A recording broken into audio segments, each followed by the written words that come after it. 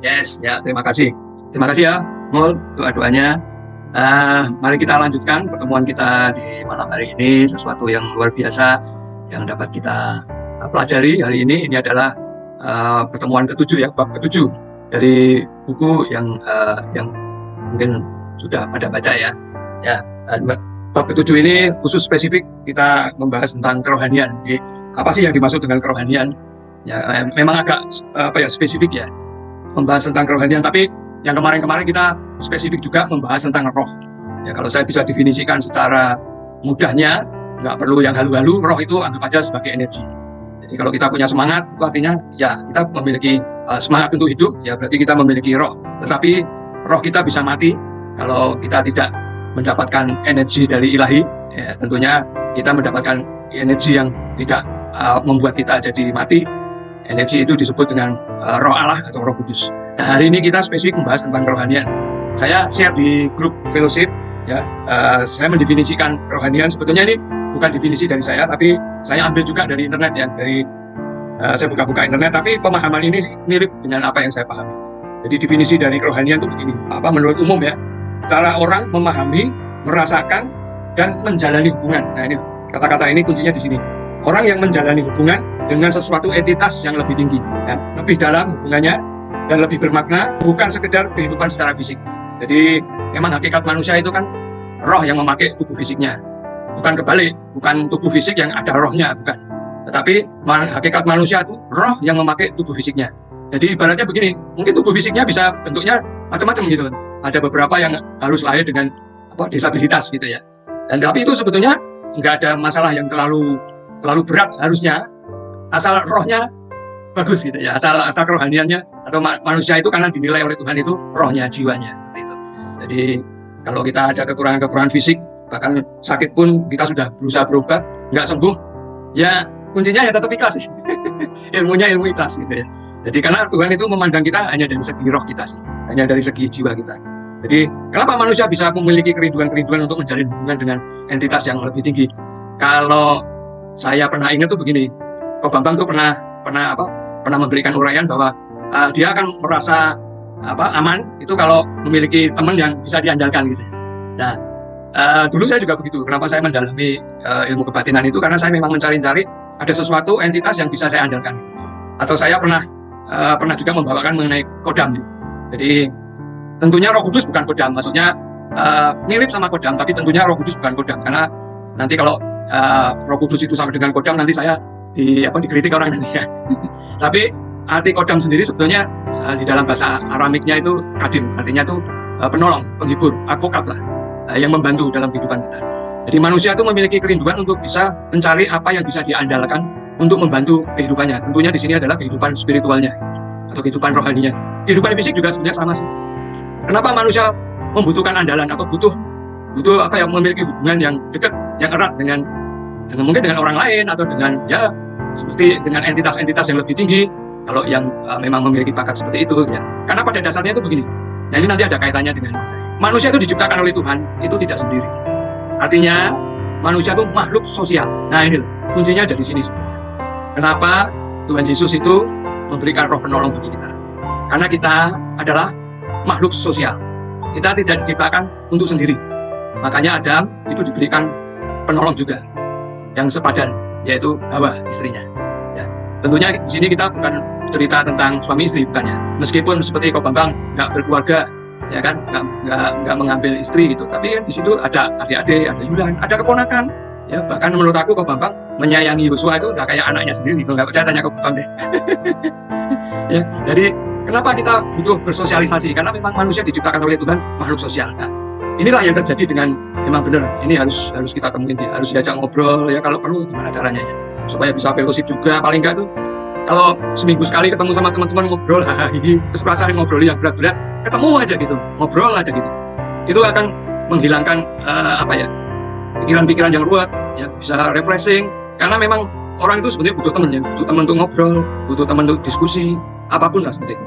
Kita juga nggak tahu bagaimana latar belakang dari keluarganya gitu, kita juga nggak tahu ya bagaimana komunikasi dia dengan istrinya atau komunikasi dengan anaknya. Nah, kita juga nggak tahu. Tapi artinya itu begini, manusia itu memang butuh hubungan sosial, sampai dengan rohnya juga begitu. Jangan biarkan roh kita itu sendirian.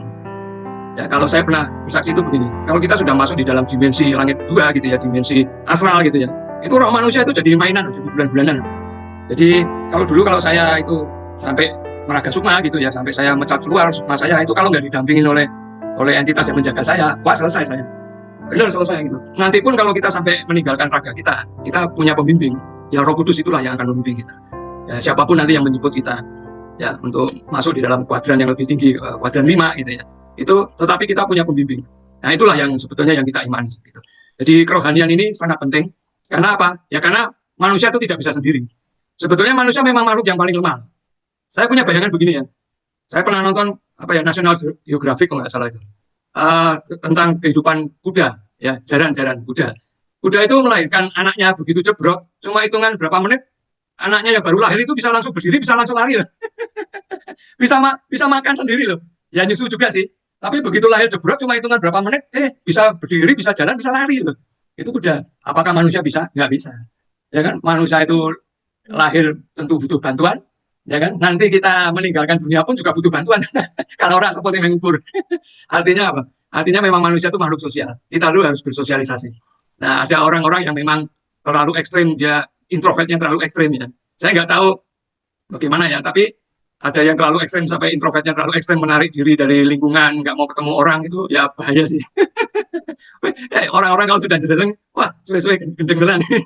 Ya, nggak boleh ya. Kita tetap harus bersosialisasi, tetap harus ya dengan keluarga kita, dengan teman-teman gereja misalkan, atau teman-teman tetangga gitu, tetap kita harus punya hubungan. Kan kita kemarin udah belajar ya, bagaimana kita berkomunikasi baik dengan Tuhan maupun dengan sesama manusia dengan rumusan REACH itu ya, REACH itu ya. Jadi 5 kunci itu ditambah dengan kita sudah memiliki energi yang nggak habis-habisnya, energi lahir dari Roh Kudus yang memberikan kekuatan kita untuk selalu berkontak, melakukan hubungan. Nah, itulah yang disebut dengan kerohanian. Jadi kita hubungannya secara fisik yaitu namanya berkawan atau bersahabat gitu. Tapi kalau hubungannya secara rohani, secara spiritual, itu yang disebut dengan kerohanian. Nah, memang hal ini sangat penting. Kenapa sangat penting? Ya tadi, karena manusia memang tidak bisa sendiri. Ya, nah, dulu saya juga begitu. Ya, nama kerohanian itu sebetulnya judul buku saya Manusia Roh itu sebetulnya tadinya tidak mau ngasih judul seperti itu, cuma sebetulnya saya mau ngasih judul itu Manusia Batiniah sebetulnya. Itu yang seperti yang ada di 2 Korintus 4 ayat 16 sama 1 Petrus 3 ayat 4. Itu dikatakan bahwa manusia lahiriah kita semakin merosot, namun manusia batiniah kita akan diperbarui hari ke sehari. Ya, di dalam 1 Petrus, ini Rasul Petrus, tetapi perhiasanmu ialah manusia batiniah yang tersembunyi dengan perhiasan yang tidak binasa, yang berasal dari roh, yang lemah lembut dan tentram, yang sangat berharga di mata Tuhan. Tetapi kata-kata batiniah ini kalau di lingkungan tentunya keluarga saya itu ada trauma-trauma. Mungkin saya kalau ngomong manusia batiniah, judul buku saya, jangan-jangan dikira saya masih ilmu kebatinan. Makanya waktu itu ya udahlah, aku ganti aja lah. Enggak, aku menghindari menggunakan manusia batiniah, tapi saya ganti dengan manusia roh. Ya artinya sebetulnya sama. Yang saya maksud dengan manusia roh ya sama dengan manusia batiniah atau manusia kerohanian itu sama gitu. Cuma karena daripada panjang ya saya ngomongnya manusia roh gitu ya. Jadi jangan dibayangin yang roh-roh ya, saya nggak akan bersaksi yang roh-roh. Oke, saya lanjutkan. Nah, ini yang penting bagi kita. Kenapa ilmu kerohanian itu bisa muncul, bisa ada? Ya. Nah, tentunya begini. Tubuh manusia itu kan ada 6 sistem yang membentuk tubuh manusia. Ya, kita dibentuk ada aliran sirkulasi darah atau sirkulator sistem, ada nervous system itu sistem saraf, ya, ada respirator sistem untuk bernapas, ada digestive system sistem pencernaan kita, ada skeleton ya, tengkorak ya, sistem tulang yang membentuk tubuh manusia, juga muscular artinya otot-otot yang membentuk, otot sama daging lah yang membentuk tubuh manusia. Tapi pertanyaannya tadi, dari 1 sampai 6 ini apakah manusia itu hidupnya ditentukan oleh 6 ini? Ya, ternyata tidak gitu. Ya kan? Ternyata 1 sampai nomor 6 ini tidak membentuk manusia itu jadi hidup. Terus yang membuat manusia hidup itu apa? Yang membentuk manusia hidup adalah napas hidupnya. Itulah yang saya sebut dengan roh. Ya, nah nanti manusia roh kita itu ada 3, sebenarnya ada 3 dibentuk dari kesatuan dari 3 roh kita. Ya, nanti kita akan bahas mungkin di 2 minggu berikutnya, 2 pertemuan berikutnya. Karena ini baru bab 7 tentang kerohanian. Kita tahu bahwa banyak orang yang selalu menanyakan begini, sebetulnya kehidupan rohani itu seperti apa sih? Kalau saya beragama, itu saya percaya dengan Tuhan, terus itu bagaimana sebetulnya roh saya atau jiwa saya atau nyawa saya itu sebetulnya bagaimana? Karena pertanyaan-pertanyaan ini sampai dengan hari ini pun juga orang banyak yang belum menemukan kunci-kunci kehidupan tentang rohaninya atau spiritualnya. Kebanyakan begini, terutama orang-orang yang memang dia sudah beragama sejak lahir gitu ya. Misalkan kita punya anak, bapaknya Kristen ya mau nggak mau anaknya terus ikut-ikutan Kristen gitu. Tidak ada pencarian secara pribadi gitu. Nah, itu kita juga perlu memperhatikan kalau anak kita sudah Kristen, sudah bergereja, itu juga harus kita pantau juga. Sebetulnya kerohaniannya, spiritualnya itu sampai tahapan seperti apa gitu. Bukan karena keturunan gitu ya. Jadi sebetulnya karena begini, kita mengenal Tuhan, ya mengenal entitas yang lebih tinggi itu kan sifatnya pribadi, ya hal-hal yang sangat pribadi, yang apa ya, yang bahkan tidak bisa dideteksi secara fisik gitu. Nah ini juga harus kita perhatikan. Kalau peristiwa teman kita itu, kita nggak tahu dalam keadaan dia kesepian atau dalam keadaan dia seperti itu tuh, terus apa yang apa dia kontaknya itu sama siapa gitu, rada bahaya ya. Jadi memang benar sih kalau bisa secepatnya lah kita bisa ketemu sama dia, kita ngobrol, kita ajak dia ngobrol atau gimana lah ceritanya ya. Sebenarnya teman-teman kita yang dekat karena memang nggak bisa didiamkan sih. Ya kita sebagai temannya ya turut prihatin ya kalau sampai seperti itu. Jadi kalau orang sudah menarik dirinya dari kehidupan, tidak mau bertemu orang dan segala macamnya, itu benar-benar stres itu bisa hilang, itu bisa hilang fisiknya, tubuhnya, bisa hilang jiwanya juga loh. Ya jadi itulah makanya manusia itu butuh didampingi. Ya termasuk roh kita memang butuh didampingi. Kita nggak bisa sendiri itu. Makanya kenapa kok Tuhan Yesus itu wanti-wanti, kamu jangan kemana-mana ya, jangan meninggalkan Yerusalem. Ya, kita hari ini kan sedang menunggu 10 hari Pentakosta ya, hari ke-50 pencurahan Roh Kudus ya. Ini sudah hari keberapa? Hari ke-7, hari keberapa ini ya? Ya, berarti hari Minggu nanti kita akan memperingati pencurahan Roh Kudus. Nah, kenapa Tuhan itu memberikan roh penolong, roh pendamping? Ya karena memang kita tidak bisa sendiri. Karena naturnya itu manusia itu makhluk sosial. Ya kan? Kalau kita mau serupa dengan Kristus, itu dari kata-kata sun morpe, itu kan dari unsurnya ada 2 kata. Sun itu artinya begini, asalmu tuh kong dila. Asal kita tuh dari mana? Nah kalau morpe itu pertanyaan gini, kamu keturunannya siapa? Jadi kita asalnya dari mana, kita keturunannya siapa? Nah makanya kita diberikan penolong supaya nanti kita balik ke asal usul kita. Jadi kerohanian itu sebenarnya begitu. Pertanyaan yang sederhana, di mana roh jiwa manusia? Itu ya yang menjadi dasar inti daripada kerohanian. Dari pertanyaan yang sederhana seperti itu nanti timbul ilmu-ilmu pengetahuan yang disebut dengan filsafat atau kerohanian, juga termasuk agama sebenarnya sama. Jadi hanya cuma menjawab pertanyaan yang sederhana, di mana roh jiwa manusia itu? Apalagi kemana roh manusia itu setelah meninggal? Itu pertanyaan, 2 pertanyaan yang sederhana. Di mana sebetulnya roh manusia berada dalam diri kita? Pertanyaan yang kedua, setelah kita meninggalkan dunia, terus roh kita itu ada di mana? Itu sampai hari ini ya terus menjadi pertanyaan. Tapi malam hari ini kita belajar bahwa kita nggak kemana-mana sebetulnya ya. Karena apa? Karena kita sudah tahu dari mana asal kita dan siapa. Kita ini keturunannya siapa. Paham kan ya? Kita sudah belajar, bahkan visi kita ini, visi fellowship kita itu, kita mau serupa dengan Kristus. Kita keturunannya siapa, kita asalnya dari mana, itu sebetulnya membuat kita ini memiliki pengharapan. Jadi pertanyaan-pertanyaan di mana roh kita, kemana roh kita mau, nanti kalau kita sudah meninggal, itu Anda harus bisa menjawab dengan tegas. Ya, karena kita serupa dengan Kristus. Kita berasal bukan dari dunia, kita berasal dari tempat yang mati. Kita akan dikuduskan oleh Tuhan. Ya, memang dunia itu sebetulnya memang tempat hidupnya, habitatnya manusia. Tetapi karena dunia ini sudah korup gitu ya, sudah rusak, ya kita menunggu nanti ada bumi baru, langit baru, baru kita kembali lagi. Ya mungkin ada pertanyaan beberapa teologi, pengajaran-pengajaran apa ekstrim rapture gitu ya. Kemarin saya juga habis diskusi karena terlalu ekstrim dengan rapture gitu. Karena dia membandingkan ayat yang Tuhan Yesus katakan bahwa tanda dari Mesias itu adalah ketika ada kubur yang terbuka dan ada orang mati dibangkitkan. Tapi kalau Rasul Paulus tidak ngomong kubur terbelah. Rasul Paulus cuma ngomong orang yang mati dibangkitkan terlebih dahulu. Tidak mengatakan ada kubur yang kubur kebuka terus ada mayat hidup yang bisa hidup keluar, itu enggak loh. Jadi kalaupun ada teologi rapture, itu tidak bisa disamakan dengan ketika Tuhan Yesus itu disalib, terjadi gempa, dan kuburan-kuburan di sekitar Bukit Golgota itu pada terbelah. Nah, kuburan orang-orang kudus, orang-orang suci zaman dulu itu ada roh yang bisa keluar dan bisa parade masuk ke kota. Tapi memang tidak diceritakan setelah orang-orang itu bangkit atau orang-orang kudus itu bangkit terus kemana gitu. Ya kalau saya sih dapat intuisi itu hanya dalam bentuk roh sih. Jadi dia setelah keluar dari kubur itu ya udah langsung naik ke atas. Tapi ini bukan rapture kalau menurut aku. Ini memang tanda bahwa Mesias. Jadi salah satu tanda bahwa Yesus itu Mesias, benar-benar Mesias. Karena ini adalah penggenapan dari kitab di dalam Perjanjian Lama. Di dalam Perjanjian Lama di kitab apa saya agak lupa ya. Bahwa memang tandanya Mesias itu nanti adalah ada kuburan yang terbelah dan akan bangkit lagi orang-orang yang mati, orang-orang kudus yang mati. Nah, itu tanda. Jadi sebetulnya tidak bisa dikaitkan dengan teologi rapture seperti itu. Kalau mau teologi rapture harus tidak bisa dibenturkan antara Paulus ngomong kebangkitan orang mati dengan kubur yang terbelah. Karena Paulus hanya ngomong kebangkitan orang mati, bukan kubur yang terbelah. Karena kalau terlalu ekstrem rapture, itu nanti tidak ada namanya kuadran 5.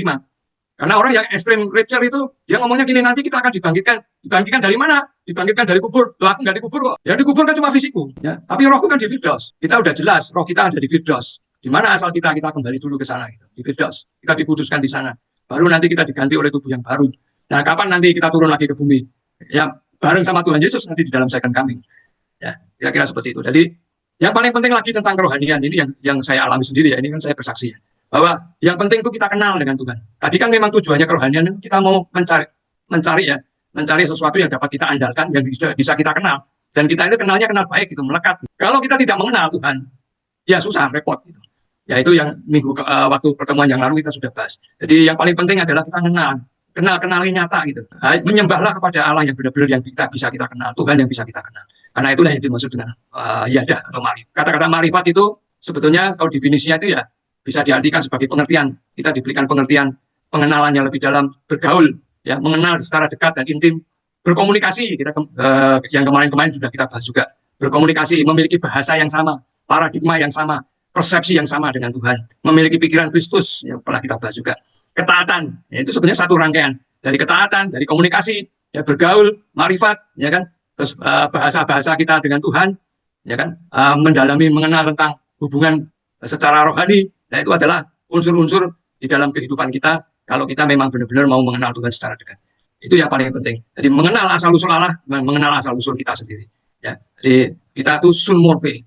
Kita tahu kita asalnya dari mana dan kita keturunan siapa. Ya, sehingga kita bisa belajar bahwa kenapa Allah itu ada gitu.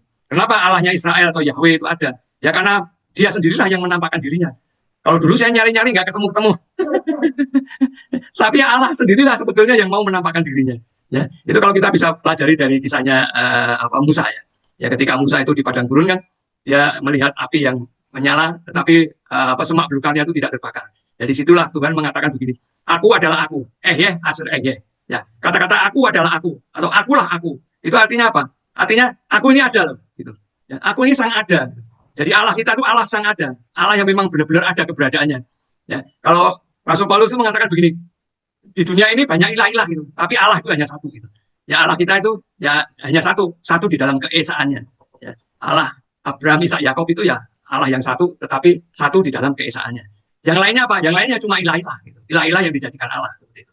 Jadi ini harus kita pahami. Makanya saya tuh selalu mengatakan begini, sebenarnya kita tidak beragama gitu, tapi kita lebih cenderung ke kerohanian. Kita memiliki spiritual gitu. Agama itu kan cuma label ya, label yang secara religius itu negara itu melabeli kelompok seperti ini disebut agama. Tapi sebenarnya kita tidak beragama, karena kalau agama itu pasti nanti larinya ke politik gitu.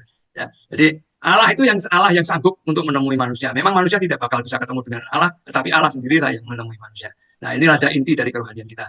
Jadi kalau kita mau hidup yang lebih bagus, yang lebih baik, memang kita harus mengenal Tuhan secara dekat, ya, secara rohani, ya. Karena apa? Karena memang Allah itu Allah yang bisa menampakkan diri atau bisa ada, ya. Kalau kita mencari-cari Allah, mencari-cari Tuhan, ya kita pasti bisa akan ketemu, gitu. Karena Allah kita Allah yang ada. Lewat siapa? Ya tentunya lewat Tuhan Yesus. Lewat siapa? Tentunya lewat pengurapan Roh Kudus. Yang sudah kita bahas yang lalu-lalu.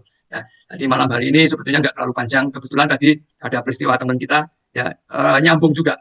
Kenapa? Karena manusia itu pada intinya diciptakan tidak sendiri. Kita ini makhluk sosial, kita butuh dibantu, kita butuh diajak ngomong, ngobrol, berkomunikasi, ya, saling curhat, mungkin seperti itu. Ya, kadang-kadang saya merasakan saya bisa curhat, Bu. Roh Kudus itu bisa saya ajak curhat. Tapi kadang-kadang dia sendiri juga curhat. Anda bisa merasakan seperti itu nggak belajar ya? Kadang-kadang, nah saya seringnya Pak Guyonan. Kadang-kadang saya bisa ketawa-ketawa sendiri. Jadi saya self talk ya. Jadi intinya begini, kalau kita bisa memiliki hubungan yang dekat dengan Roh Kudus gitu ya, atau dengan Tuhan Yesus, kita bisa self talk. Ya, kita bisa ngobrol dengan batin kita, dengan hati kita sendiri. Dan itu bukannya kita gendeng, bukan ya, beda ya. Karena nanti Anda bisa belajar bagaimana bisa memisahkan roh dengan jiwa. Jadi kalau jiwa kan ada di pikiran kita. Nanti kita bisa merasakan bahwa ternyata hati kita bisa ngobrol, gitu, bisa ngomong gitu, dan itu terpisah dengan pikiran kita. Nah, itu tandanya kita mulai merasakan bahwa kehadiran Roh Kudus itu benar-benar ada. Ya, belajar terus. Nah, satu lagi yang paling penting begini. Kita kemarin kan belajar tentang energi. Ya, kita membahas juga kemarin yang topik algoritma itu ya. Kenapa orang yang beragama atau mabuk agama katanya doanya aja sehari bisa 5 kali, 7 kali itu.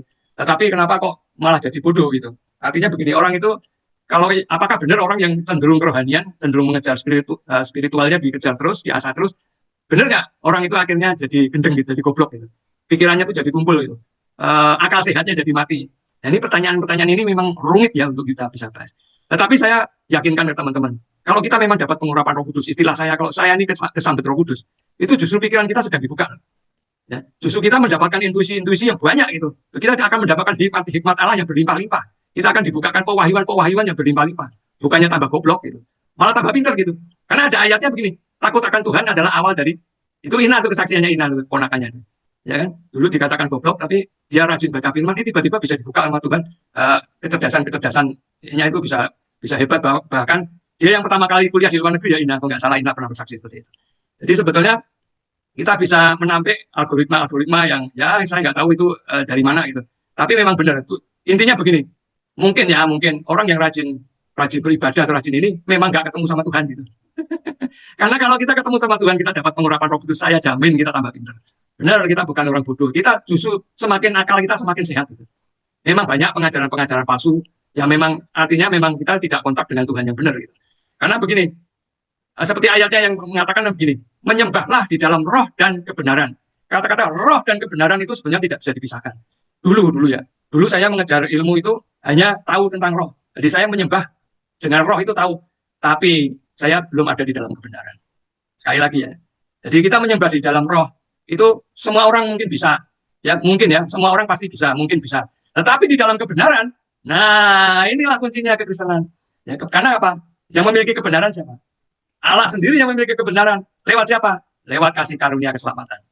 Ya, itulah kuncinya. Jadi Tuhan Yesus mengatakan menyembahlah di dalam roh dan kebenaran. Bukan cuma roh dok. Nanti kalau Anda menggunakan roh Anda, bukan tidak di dalam portal kebenarannya Tuhan. Nah, engkau saya mau temuin ya asal-asal yang lain.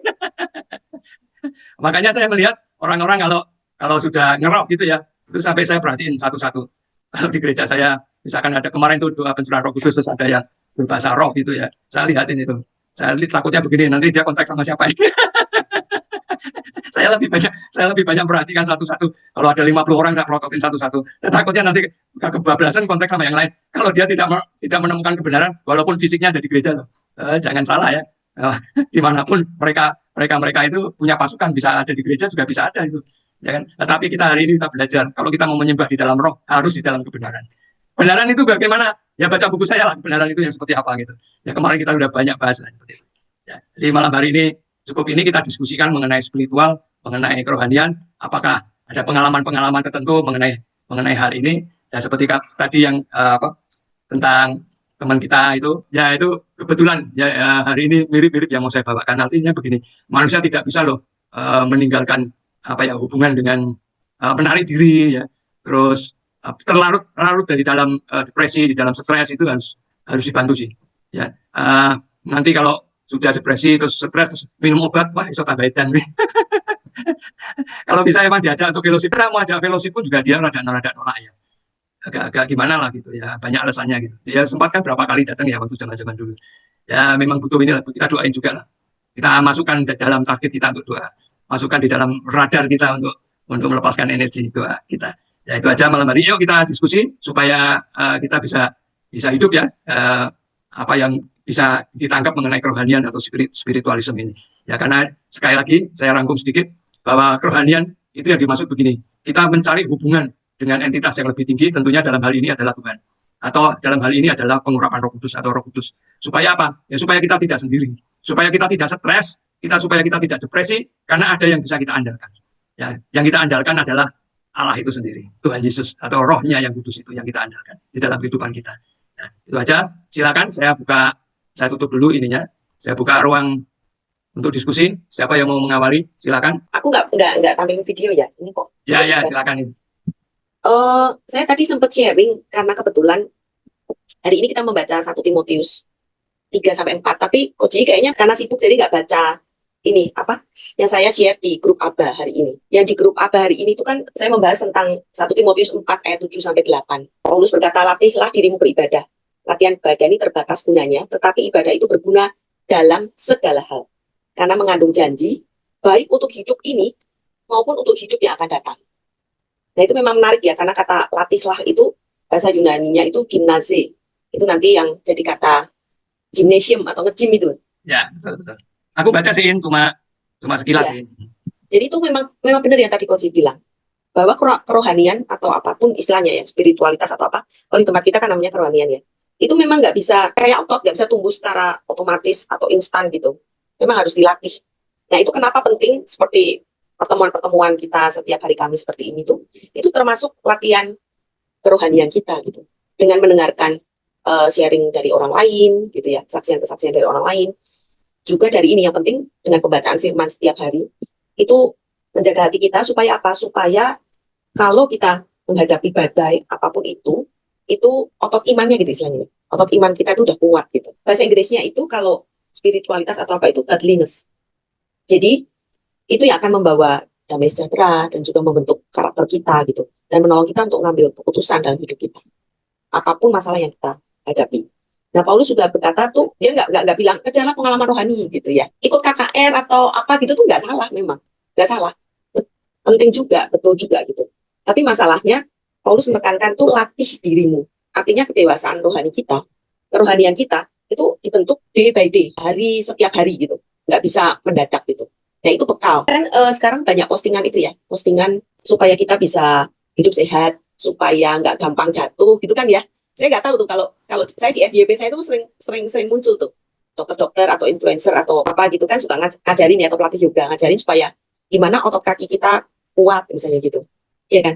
Sering banget kan gitu ya. Nah, itu sama sih kalau menurut saya. Kerohanian itu juga begitu gitu. Itu harus dilatih setiap hari. Yaitu yang Coach bilang kalau kita ya tentu latihannya lewat pembacaan firman, lewat fellowship seperti kayak gini gitu. Nah, tugas kita memang mengajak teman-teman untuk bisa sama-sama, ayo nge-gym dalam tanda petik. Nge-gymnya itu di fellowship. Jadi yang nge-gym apa yoga, pilates, aerobik, jogging apapun gitu ya, lari-lari, jalan kaki tiap hari di lomba juang di Semarang itu ya bisa dilakukan masing-masing gitu. Tapi kalau lebih enak itu kalau rohani itu nge-gym bareng-bareng yang kayak gini nih gitu. Ya gitu aja sih tambahnya Coach. 1 Ya, Timotius 1 Timotius berapa tadi? 4 ayat 7 sampai 8. ya, saya tambahin sebentar ya. Tadi sengaja saya umpetin dulu. Sebenarnya ada saya kasih flyer itu ya, kasih flyer gambar. Inner power is the ability to take action. Karena ada nyinyiran begini, orang yang terlalu rohani, atau yang tadi ya, setiap hari doanya bisa sampai lebih dari 5 kali gitu. Tapi kenapa orang ini nggak maju-maju gitu? Bahkan pikirannya jadi tumpul. Karena begini, karena dia tidak action gitu. Padahal yang namanya kehidupan rohani, kan kemarin kita sudah bahas tentang roh ya. Roh itu kan energi. Energi untuk apa? Ya untuk take action itu. Jadi kalau kita sudah benar-benar ada di-lead oleh Roh Kudus, kalau kita benar-benar di dalam hati kita itu ada Roh Kudus, itu adalah energi kita untuk melakukan sesuatu. Ya tadi seperti Ina ngomong, ya memang kehidupan rohani kita tuh dinamis, bukan mati gitu. Ya salah satunya adalah kata-kata ini. Sungguh itu pernah kasih ke saya tentang hal sepakat. Gitu. Kalau sepakat itu satu orang atau lebih dari satu sih? Kalau kita melakukan kesepakatan itu satu orang atau lebih dari satu coba? Nah, itu ada kaitannya loh sama hari ini. Bahkan Tuhan mengatakan begini apa? Berdoa, kalau kita berdoa sepakat, 1-2 orang berkumpul Tuhan hadir. 1-2-3 orang berkumpul Tuhan hadir. Itu kerohanian loh itu. Itu kerohanian itu. Jadi memang benar loh. Kita ini nggak bisa sendiri. Tadi saya sepakat dengan Ina. Ya kan? Benar. Fellowship kita itu dibentuk untuk menumbuhkan kerohanian kita. Percaya nggak? Ya kerohanian. Fellowship ini yang tadinya mungkin tadinya cuma iseng gitu. Gara-gara COVID. Tapi makin lama saya makin mencintai. Karena apa? Karena saya sendiri aja rohani saya ikut bertumbuh kok. Karena kita ada kesepakatan, kita ada satu hati, kita satu roh ya. Kita ini satu tubuh. Kita anggota-anggota tubuh yang diikat jadi satu tubuh Kristus. Jadi disitulah letak kita untuk bisa bertumbuh. Ya tentunya kita harus latih terus ya. Ya latihannya banyak lah. Latihan yang paling banyak itu ya nanti menghadapi seperti yang kau Bambang minta energi kasih besar. Itulah ya latihannya ya manusia menajamkan manusia. Nah, seperti itu kan ketemu orang yang annoying, yang toksik dan segala macamnya. Bahkan kalau kita kalau di dalam Mazmur 1 ayat 1 itu kalau kita baca itu kita disuruh cari circle pertemanan ya, cari circle itu yang baik gitu, jangan cari circle yang pencemooh gitu. Nah, kalau rohani kita itu mau bagus itu ya cari circle seperti kita inilah. Ya kita membahas tentang hal-hal rohani, hal-hal yang di atas ya. Ya sambil guyon-guyon tapi ya itu menjadi kita jadi semangat, saya aja semangat lah gitu. Mencari circle, tapi kadang-kadang yang saya rasakan tuh begini. Bahkan di dalam gereja pun orang bisa bentrok ya. bisa bisa tukaran seperti nah itu loh. Ya jadi apa ya? Memang cari circle itu penting, cari pertemanan itu penting. Pokoknya gini, kita ini nggak bisa hidup sendiri. Ya mungkin yang berantem-berantem itu karena masih belum paham, nggak ngikuti kita tentang apa 5 kunci makrifat itu ya. Jadi ayo kita belajar lah. Jadi belajar untuk berkomunikasi, belajar memiliki bahasa yang sama, yang seirama. Ya kita sudah diberikan energi yang ya kita mintalah sama energi, minta sama Tuhan supaya Roh Kudus itu membakar semangat kita terus setiap hari, minyak yang baru setiap hari, jangan sampai habis minyak kita. Ya itu sebenarnya memang melatih kerohanian kita. Benar-benar seperti yang Ina katakan, jadi memang harus dilatih, nge-gym gitu.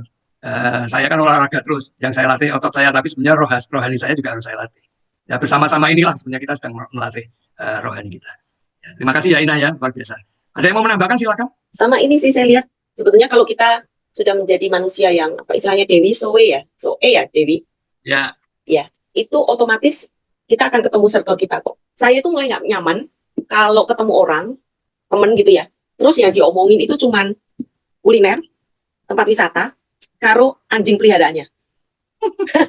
Saya pernah ketemu orang ya, kedatangan temen itu 3 jam, bahkan sama Ko Bagio dibelokin untuk ke rohani, nggak bisa loh.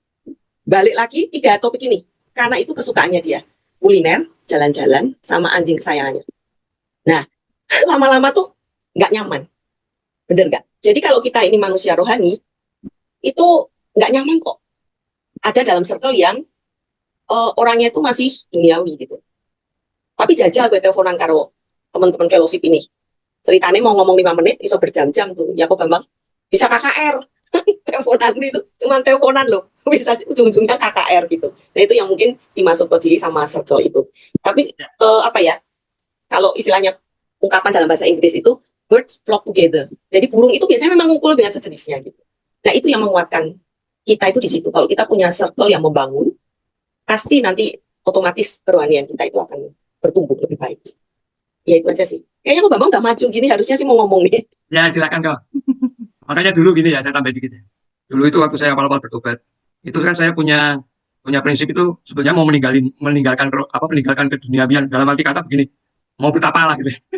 Tapi Tuhan itu melarang saya kan. Tapi betapa saya bukan beda ya sama biarawan atau biarawati, suster-suster itu kan dia juga punya circle-nya, walaupun dia biarawan bekerja secara khusus Tuhan di belakang layar gitu ya, dia berdoa untuk peperangan rohani dan segala macam. Tapi dia tetap punya circle, artinya dia tetap punya teman ya untuk ngobrol, untuk karena kalau di tempat biarawan itu kan banyak orangnya, dia masih bisa ngobrol komunikasi. Tapi saya dulu hampir saya mau meninggalkan ibaratnya kayak betapa gitu.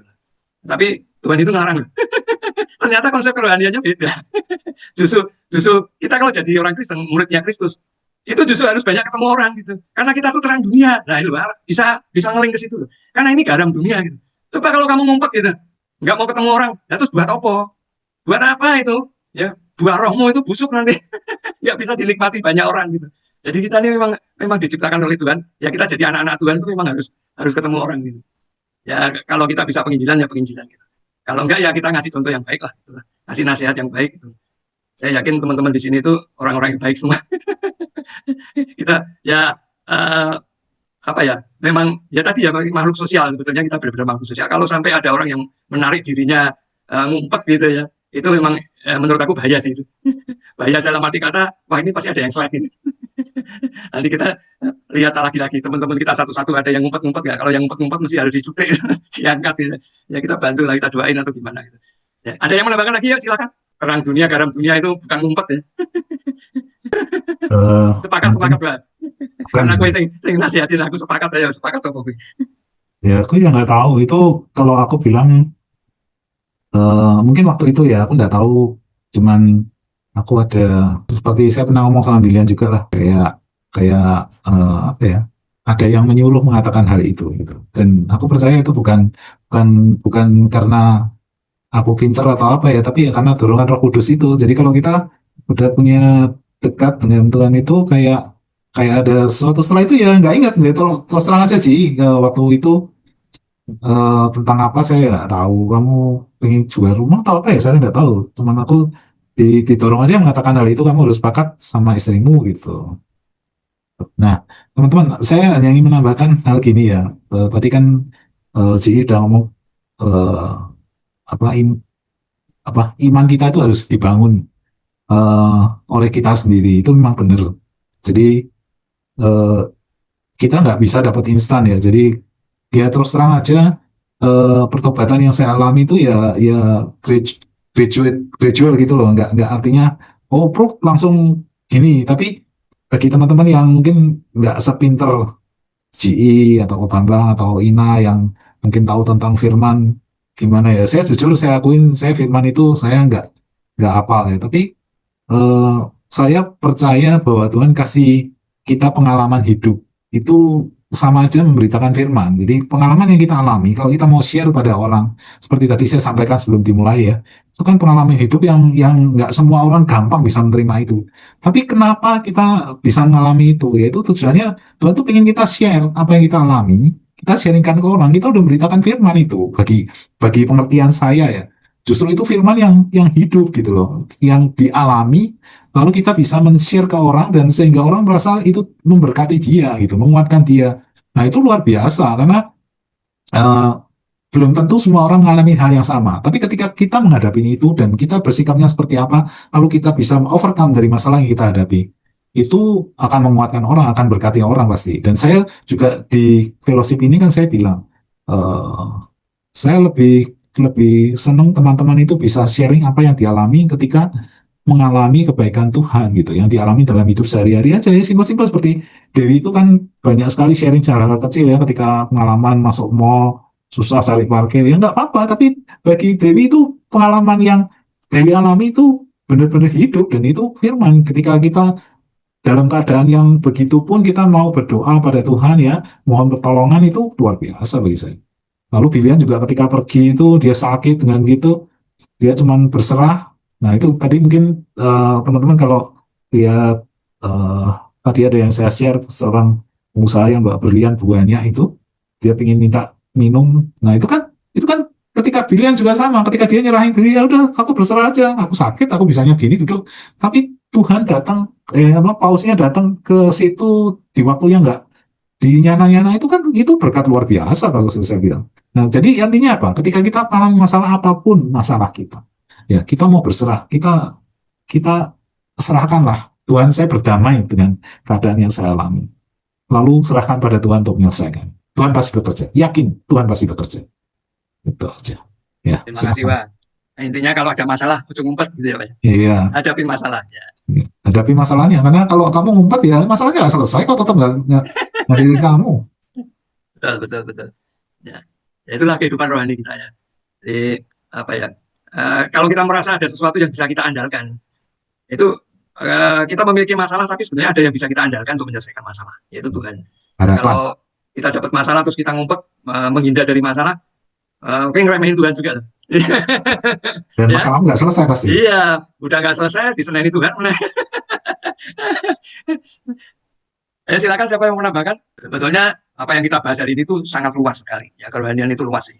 Ya, nambah dikit ya. Mengenai ini Koji. Tadi Koji bilang kan tentang roh dan kebenaran. Ya. Tuhan Yesus pernah bilang di Yohanes 14, 15 dan seterusnya ayatnya. Dia bilang gini, kalau kamu mengasihi aku, kamu akan menuruti segala perintahku. Itu kuncinya sebetulnya. Nah, kalau dilihat tadi mengenai roh dan kebenaran, dia bilang gini, aku akan minta kepada Bapa dan ia akan memberikan kepadamu seorang penolong yang lain supaya ia menyertai kamu selama-lamanya. Jadi kalau kita mengasihi Tuhan, lalu kita menuruti firman-Nya, Tuhan Yesus itu jamin akan minta kepada Bapa untuk memberikan penolong bagi kita dan menyertai kita sampai selama-lamanya. Itu luar biasa banget. Itu kehidupan kerohanian. Ya, betul.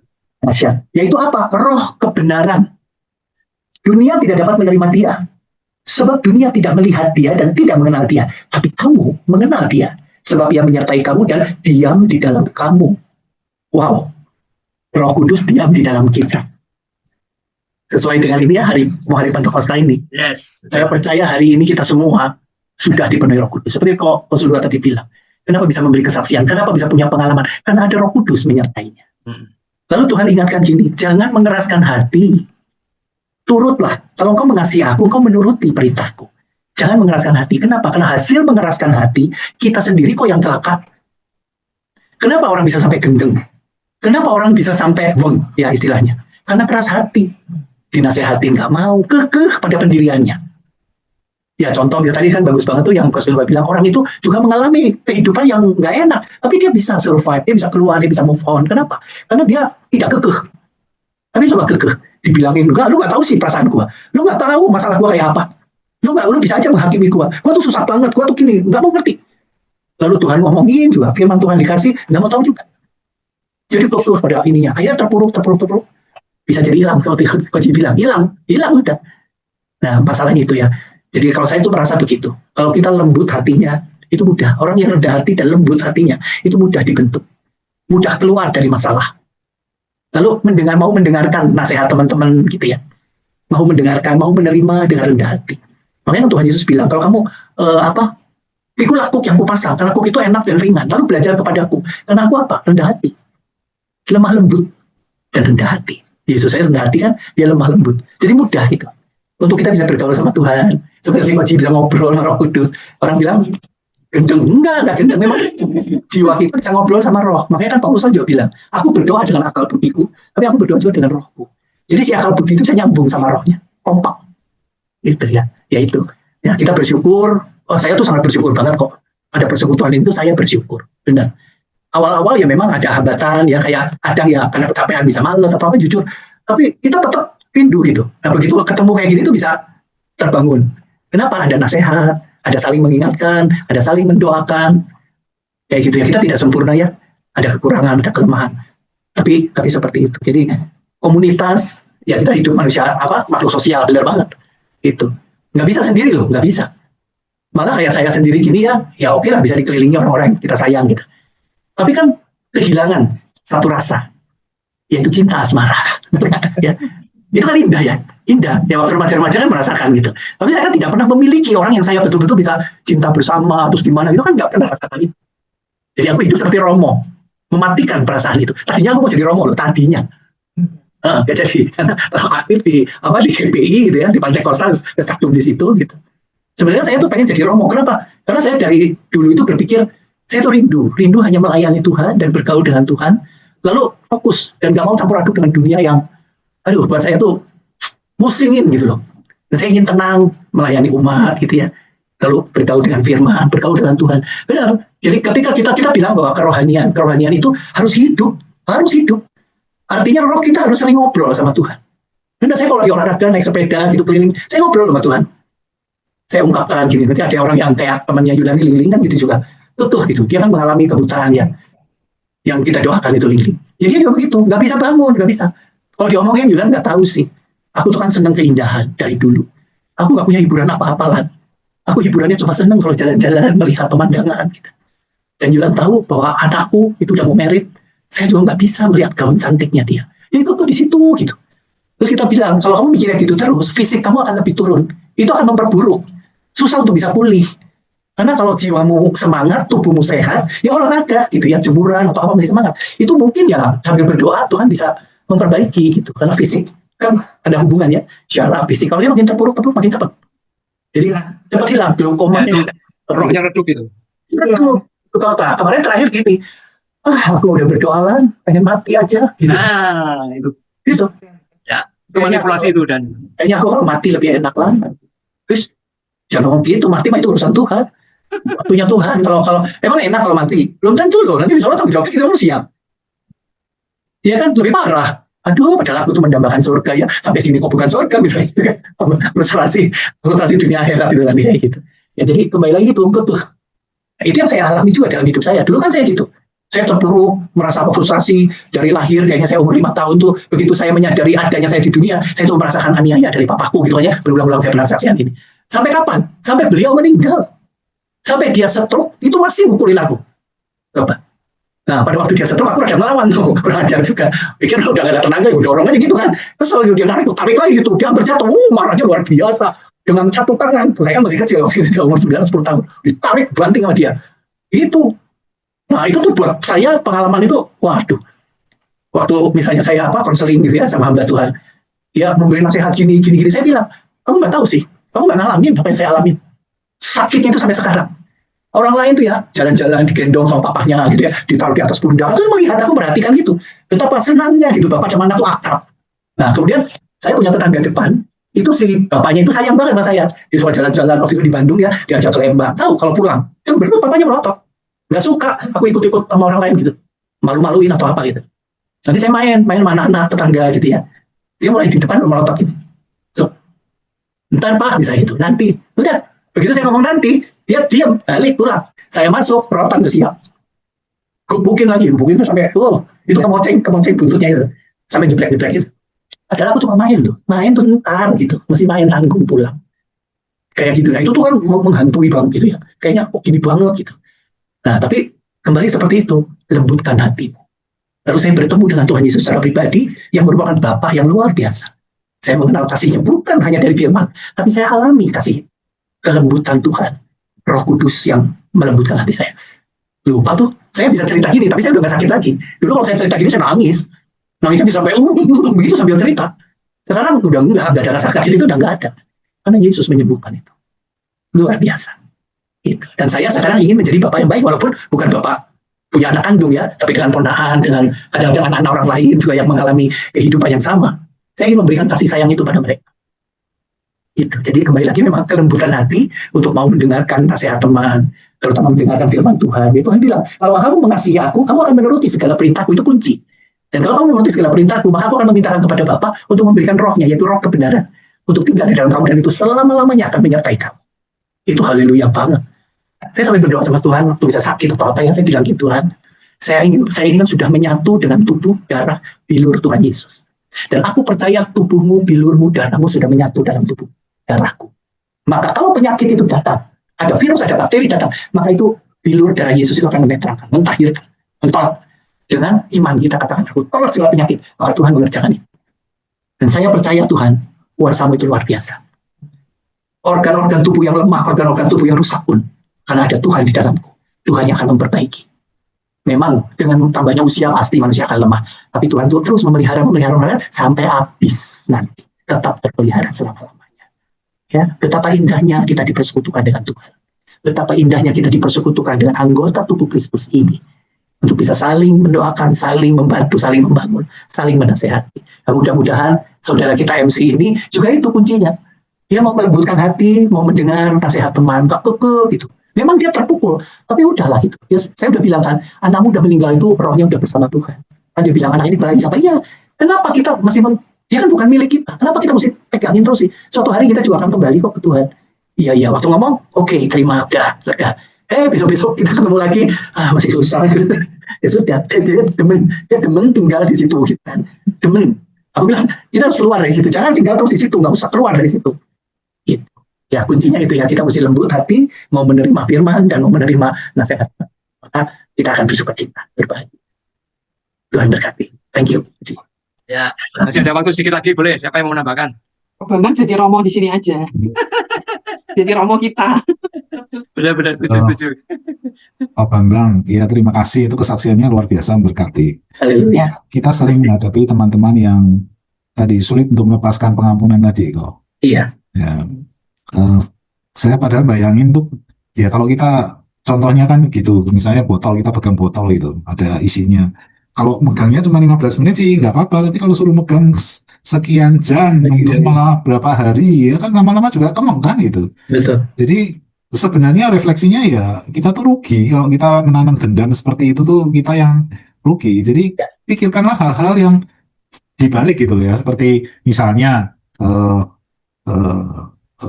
ya kok Bambang toh ngalamin papanya seperti itu, lalu bisa melihat oh bapakku yang benar itu seperti Tuhan sendiri itu loh, mengampuni seperti gitu ya, yang benar-benar saya sama saya. Nah, refleksi itu yang kadang-kadang orang sulit untuk men-switch. Iya, men-switch, betul. Nah, hal-hal gini ini kan butuh kesaksian orang-orang yang sudah berhasil untuk memikirkannya Betul. secara difference gitu loh. Dan kalau orang itu bilang, oh, kamu mah gampang tinggal ngomong gitu. Nah, Mm-mm. apa yang kau mengalami ini kan ketika bisa disampaikan pada orang itu, jadi ini kesaksian hidup gitu loh. Bukan Betul. cuma ngomong-ngomong doang. Iya, iya, Nah, itu yang saya bilang tadi, kesaksian itu firman yang hidup gitu. betul, Yang betul. memberkati orang benar-benar nggak bisa dibantahkan gitu. Iya, iya, Nggak cuma iya, omon-omon atau tulisan doang, tapi memang benar-benar dialami gitu. betul. Ya, terima kasih Om Bambang. Iya, sama-sama. Ya seperti tadi ya yang player yang saya bagikan itu, inner power is the ability to take action. Nah, itu kehidupan rohani kita tuh sebenarnya seperti itu. Kita sudah diberikan inner power yang luar biasa, kuasa yang tidak terbatas dari Roh Kudus. Ya kita imani. Terus ya kita gunakan untuk kemampuan kita untuk berbuat sesuatu, take action kan. Ya memang hati yang terluka, hati yang patah, hati yang remuk itu memang nggak langsung instan bisa ya, memang ada proses. Tapi dengan kesadaran kita bahwa kita mau keluar dari ikatan seperti itu memang butuh energi yang besar, ya kan, kemauan yang besar. Tapi saya rasa begini, kalau kita mau berdoa, minta aja sama Tuhan diberikan kekuatan, itu pasti kok menurut aku bisa keluar. Saya nggak tahu kehidupan rohaninya, ya kebetulan ini kita ambil contoh teman kita MC ini. Saya nggak tahu kehidupan kerohanian dia yang sebelumnya seperti apa, saya juga nggak tahu ya.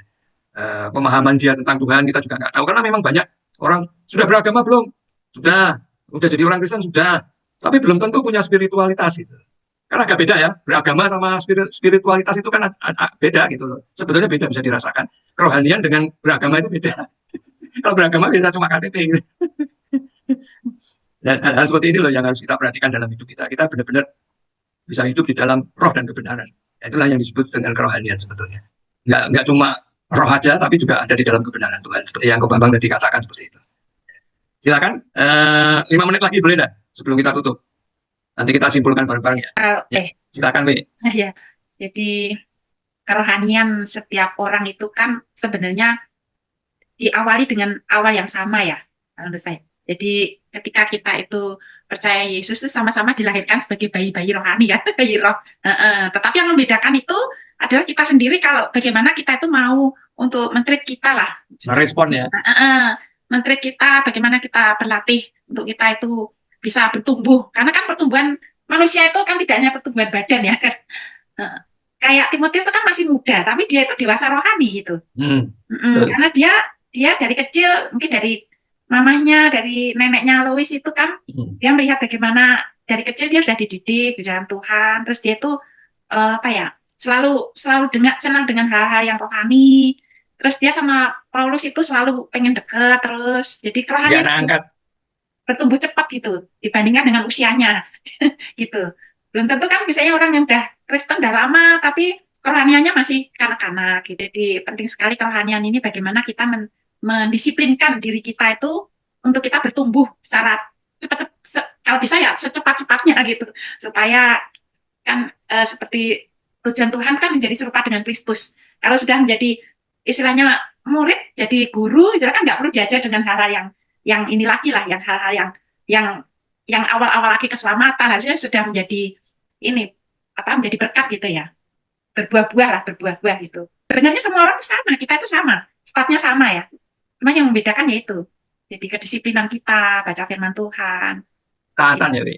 Ya, ketaatan ya. Iya, jadi yang membuat kita bertumbuh cepat di dalam Tuhan ya itu kita men-treat diri kita itu, mendisiplinkan diri kita itu supaya roh kita tuh bertumbuh cepat gitu ya, dewasa rohani. Ya, oke. Terima kasih, Wi. Karena waktunya sudah berjalan terus, nanti kemalaman udah capek.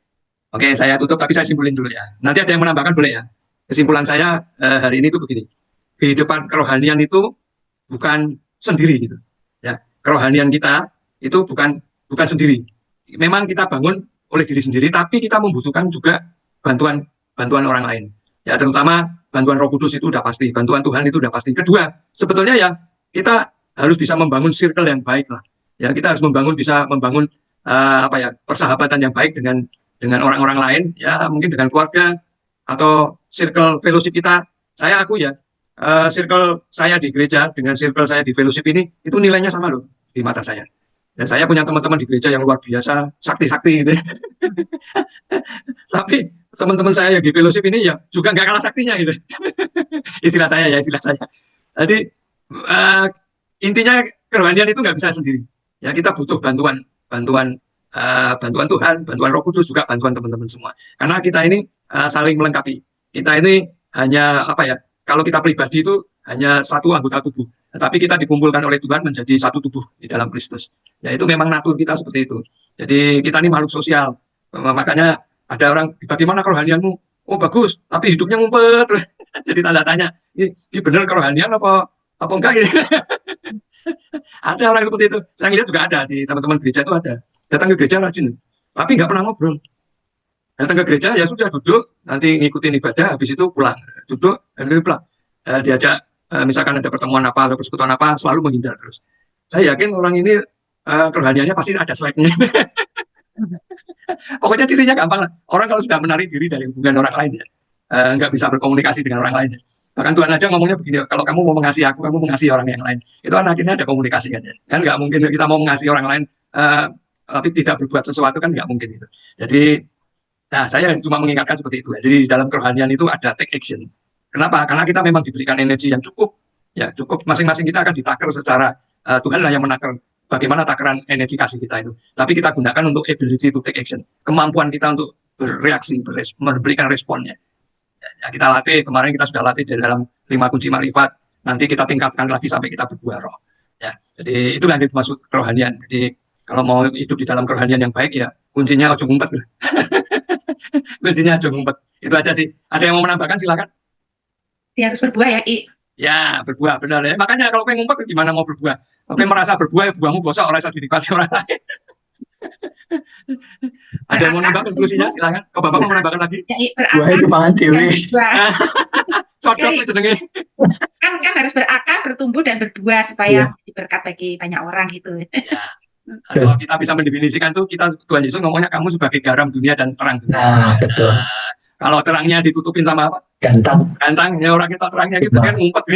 Ya, Saya yakin orang-orang yang ngumpet itu bukan kerohanian yang benar. rohaya. Nah, roh halus itu. Roh halus. Roh halus benar. Roh halus kan ngumpet. Ina mau menambahkan konklusi terakhir? Enggak, mau kasih pengumuman aja. Oh iya, oke, pengumuman. Karena kan tadi Dewi udah ngingetin berakar, bertumbuh, dan berbuah. Jadi teman-teman, hari Kamis nanti kita akan belajar dari David Mul, yang akan sharing soal itu. Ya. Mul ini live duluan, karena dia harus ketemu, saya izin live karena jam 10 jadwal kontrol ketemu dokter. Kita doakan untuk kesehatan. Amin. Ya. Jadi apa yang kita bicarakan malam ini, kita sambung Kamis depan di fellowship reguler. Nanti Sungguh yang akan memimpin puji-pujian, David Mul yang akan sharing firman Tuhan, dan juga Cik Fe, cuma Cik Fe hari ini nggak hadir, yang akan memimpin doa syafaat. Nah tadi Dewi juga nyinggung soal buah, sabar ya, nanti kita akan bahas bersama dengan ibu keren. Luar biasa. Dewi, Omalian, sesama Cik Fe. Gitu. Ya itu aja. Oke, terima kasih ya. Thank Siapa you. yang mau doa penutup, silakan. Yohanes pasal 3. Percakapan dengan Nikodemus. Adalah seorang Farisi yang bernama Nikodemus, seorang pemimpin agama Yahudi. Ia datang pada waktu malam kepada Yesus dan berkata, "Rabi, kami tahu bahwa engkau datang sebagai guru yang diutus Allah, sebab tidak ada seorang pun yang dapat mengadakan tanda-tanda yang engkau adakan itu, jika Allah tidak menyertainya." Yesus menjawab katanya, "Aku berkata kepadamu, sesungguhnya jika seorang tidak dilahirkan kembali, ia tidak dapat melihat kerajaan Allah." Kata Nikodemus kepadanya, "Bagaimanakah mungkin seorang dilahirkan kalau ia sudah tua? Dapatkah ia masuk kembali ke dalam rahim ibunya dan dilahirkan lagi?" Jawab Yesus, "Aku berkata kepadamu, sesungguhnya jika seorang tidak dilahirkan dari air dan roh, ia tidak dapat masuk ke dalam kerajaan Allah."